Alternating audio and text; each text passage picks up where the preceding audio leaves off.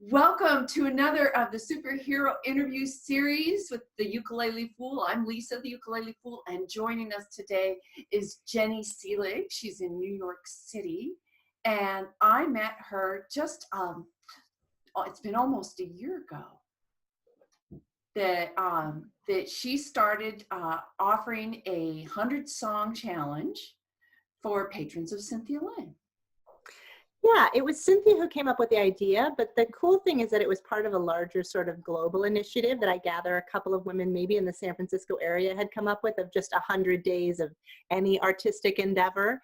And Cynthia had the idea to do 100 days of ukulele songs, and I jumped on it because I like projects. So I think was a big booster of the project and an encourager of other people, because I didn't want to be the only one doing it, but I really wanted to do it, so I did it. Well, thank you so much, because that was very inspirational for me. I just gotten comfortable being in front of the camera and stuff after doing it for almost a year for my job. And so I was like, okay, I can do this. That was a big reason for me to want to do it. I have said to several people jokingly, but it's true, that one of my major goals in life is to get over myself a little bit. Yeah. And I think that feeling uncomfortable in front of the camera has something that, despite the fact that I was a theater major in college, I was always much more comfortable on stage than I was in film, and not at all comfortable. I think that's true of a lot of actors, that you don't really like to watch yourself or listen to yourself afterward. I've also worked in audiobooks many years, and a lot of wonderful narrators don't like the sound of their own voice. So to be able to kind of force myself to post some videos and to have a safe space that it felt like I could do that without totally exposing myself right away was a big deal. So it was really wonderful, and definitely helped me get used to it, in a very useful way. And so I learned so much doing it. Did you find that it was instructive to learning about your own singing and your ukulele playing doing that? Yeah, well, for sure. One of the things that I've always enjoyed doing is singing, but I've never considered myself a solo singer. I always sang in choirs, in church, those sorts of things ever since I was little, in musical theater.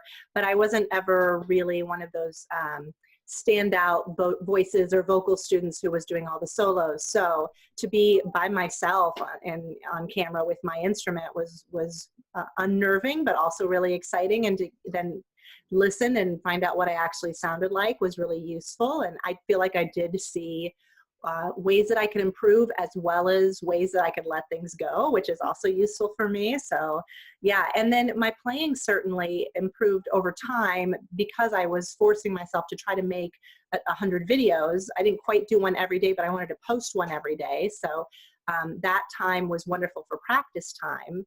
And then also my arranging skills really improved, because sometimes there were songs that I wanted to do that I knew the vocals for, but I didn't necessarily have a ukulele arrangement that gave me any more than chords. So I didn't, have suggested strums or things like that I always wanted as a very beginning ukulele player. So it was nice to have a reason and a push to do things like explore other ways of making a song sound good on ukulele. It was fun.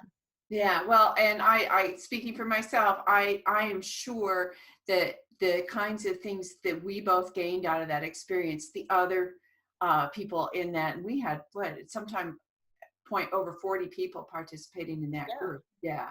And just, you saw people growing in their skills, confidence, and that arranging ability, and people are still continuing to do that, even though the 100 days is, has been gone for about 200 days now. Yeah, that's true. It's very true. Yeah, perfect. And so do you still continue to do things with helping with the online community for Cynthia? Yes, so I'm one of the community managers of Cynthia's, both her Patreon group for her Patreon account, and also for her Facebook group as well. And she has a couple of Facebook groups. I'm more active in the main Facebook group than she has also a group for newcomers to the ukulele. So people who consider themselves beginners or just have picked up the instrument. And I'm in that group, but not as active. But the main group I do help administer. And then I've been behind the scenes in some of her standalone 6-week classes and things like that too, helping with emails and behind the scenes sort of stuff as well. So it's interesting. I remember someone telling me when I was younger that the things you're good at aren't always things that you enjoy. And I would definitely say that administration is one of those things that I wouldn't have chosen for myself as a skill, but I recognize that I'm an organized person who isn't, who can be good at administration in a setting that I'm passionate about. And so it's been really a wonderful way to both explore and also widen the ukulele community. And I like both sides of it. I like what I give to it, and I like what I get from it. So it's kind of been a wonderful niche for me. Well, speaking of passion, the ukulele, why the ukulele?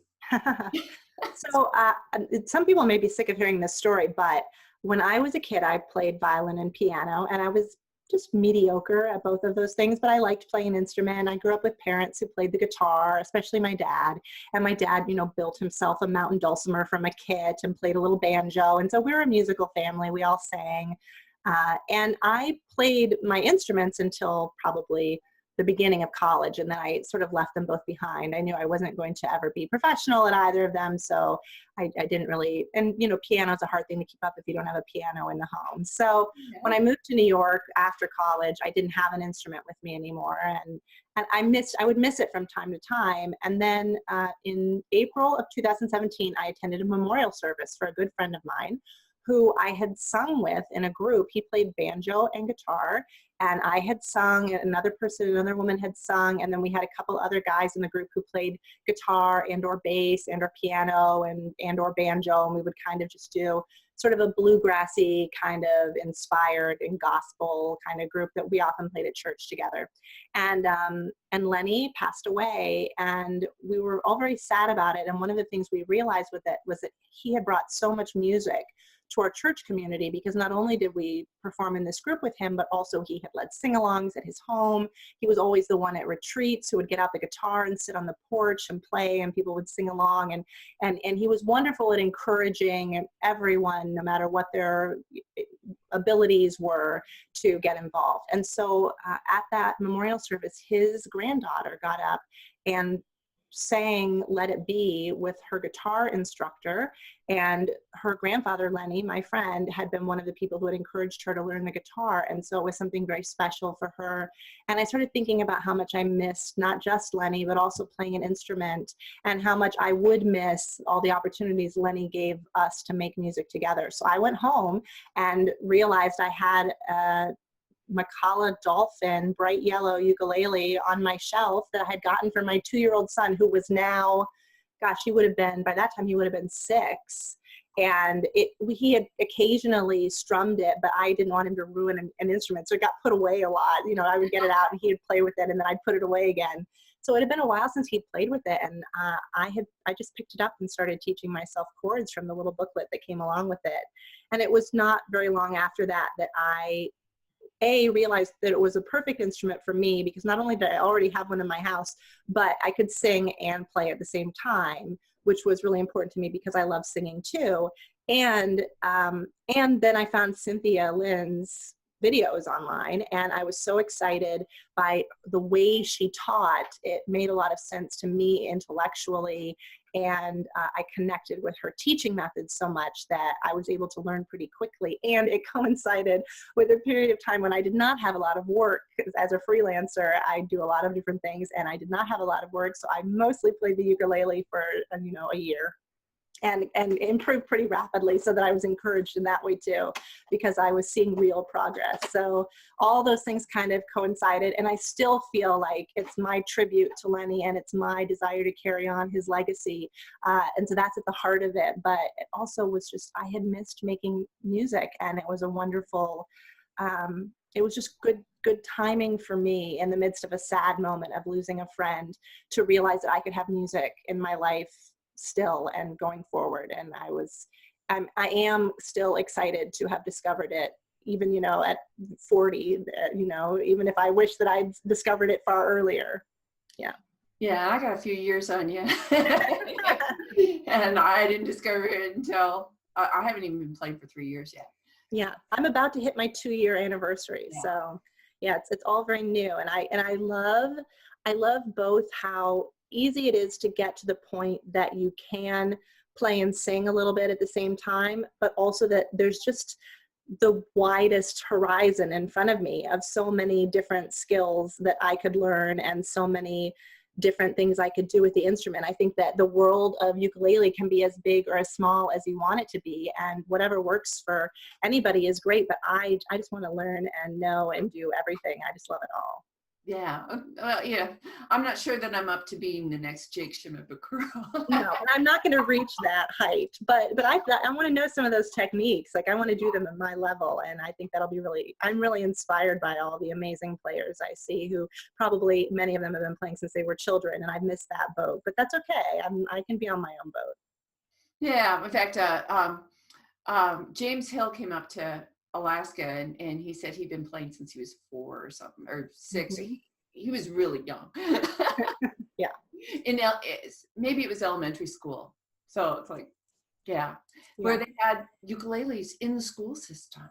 Yeah, well, I'm starting to hear of that more and more, and there's even a school near us here now that has ukuleles, and I was so jealous that that my son's school didn't have. They still have recorders. Nothing against a recorder, but I do think ukulele is superior as an early music class experience. So Exactly. I was I'm just, hoping that trend will catch on. yeah, in fact, just in my last interview with Paul Curry, he said, look, there aren't professional recorder players out there. I remember now, he did say that. Yeah. So yeah, well, awesome. So you alluded a little bit to the fact that you're a freelancer. Would you care to share a little bit of your Clark Kent identity? Yeah, so I guess that I do a lot of different things, and I have done a lot of different things over the course of my life so far. What I currently do the most of is serving as a postpartum doula for families who newly have babies, and working actually in the home with them in the first 12 weeks of their baby's life, so that they have an extra set of hands and somebody who knows what newborns are like to kind of help them navigate that tricky time of learning your new baby. So I do that in people's homes, and I also teach both online and in person. I teach, related topics: childbirth education, surviving the first 12 weeks. I do lactation support for people, all sorts of things like that. And then I also have started doing a little ukulele teaching as well, which is really fun. Where I've done both for kids and for adults. I've started teaching, and I think that as long as I'm teaching people who are a few steps back from me in terms of skill, I'm really enjoying it. It's fun to tailor. Well, I guess I do that in all of the fields that I work in right now. I get to tailor the experience to the person, what they want out of it and what their agenda is. And I don't need to have an agenda myself, which is great. That's kind of philosophically how I feel. I feel that it's important to accompany people where they are and where they want to go, and I like that value. So hospitality is also really important to me, and so I feel like it weaves into everything that I do as a freelancer, and I enjoy that. Great. Well, boy, you're just offering me so many wonderful segues. So what would you give as your biggest tip for a brand new ukulele player? That's a very good question. I had a feeling you're going to ask it, but I still didn't prepare an answer. I guess, well, here's something that I don't know if this is the most important thing, but I think one of the big things is to be flexible. I think that it's really helpful for people to not get stuck in one way of doing something. For example, I have been able to experiment as I got more comfortable with the instrument, with using different fingerings for different chords, depending on which chord I'm going to next, or depending on what else I'm going to be doing in this song. And to be able to have a stronger pinky finger has become really helpful. To be able to strum in a different way. I'm actually teaching my first workshops this summer at the new Brooklyn ukulele festival that's happening this summer that another artist is organizing. And one of the workshops I'm teaching is life beyond the island strum, because I do think that I certainly as a beginner, and I've heard from other beginners about this too, like got stuck in the one strum that I knew that worked with everything that was in 4/4 time, and it became so much muscle memory that I couldn't get outside of it.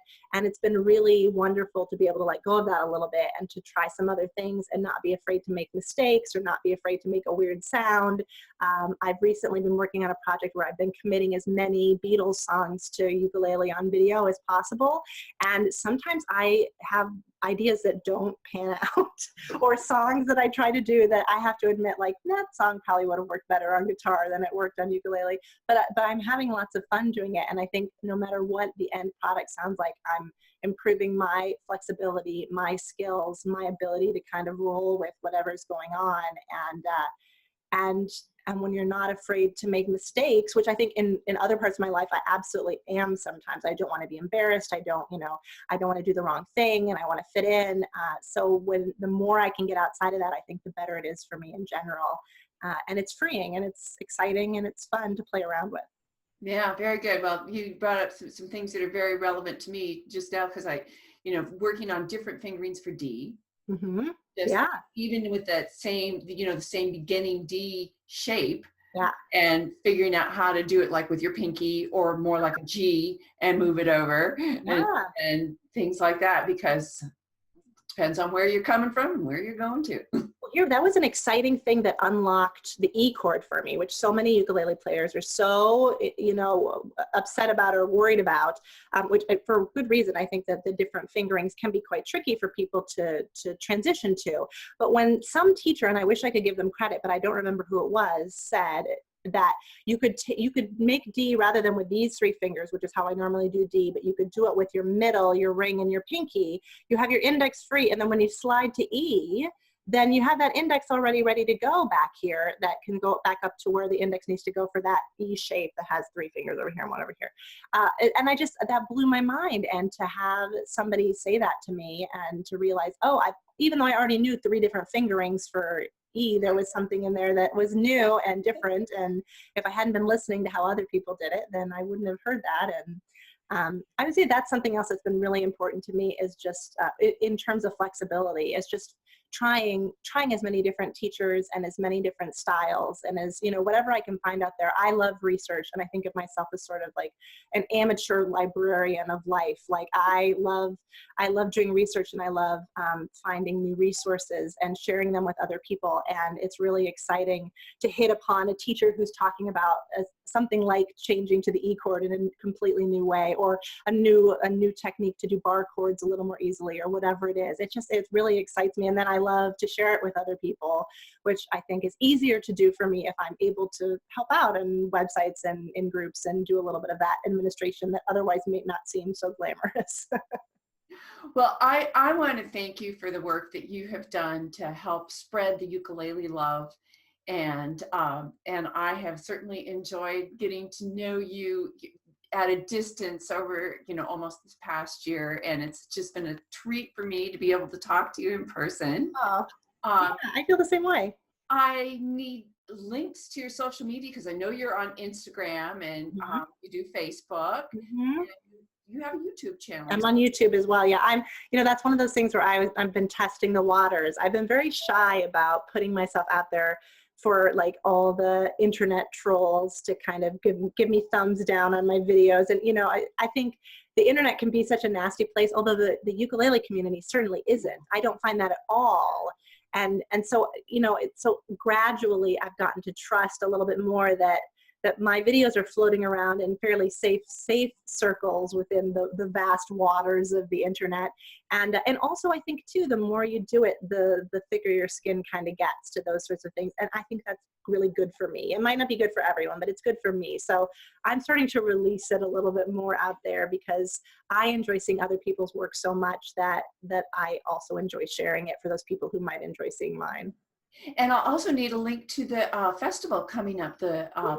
Yeah, I So should share that for people in the New York City area. so I'll make It's sure been a long time since New York City had a festival. It's I'll put links, all of that down awesome. below in the description for folks, so they can have that.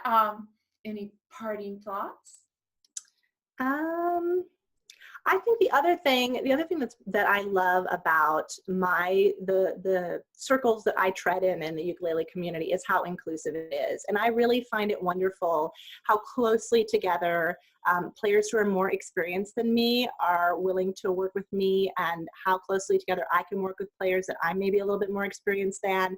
And for example, in the group that we have in New York City, we can have someone who's only been playing the ukulele for 2 days show up, and we can have somebody there who's been playing for 4 years, and there's not a lot of visible, at least, frustration going on between the two of them, but we really work hard to kind of make everybody feel included and like they're getting something out of it. And I think, in any community, you're going to sometimes get people who are having a bad day or feeling grumpy or something like that, but by and large, I'm really impressed with how wonderful everybody is, and that there is, and it's important to me, but I think also in general, there are a lot of people trying to be inclusive and open and really welcoming to everybody else in who's interested in the instrument. So Yeah, I love that. it does seem to be something singular in the ukulele world. I sure haven't found it as strongly in the other musical circles I travel in. So it is unique. Yeah, and it's thanks to people like you too. I get hats off to you for all that you've done. Thank you. All right. So that's it for today's interview. We're going to be signing off. So I've got another interview coming up with Jumpin' Jimmy Allen. So watch. Oh, sweet. All right. Till then. Bye-bye. Hi, Lisa. I hope you found this Ukulele Superheroes interview inspiring. Please consider supporting me on Patreon. I always have a philanthropic endeavor as part of my Patreon efforts. You can see my current goal and maybe consider contributing to that. Thank you so much.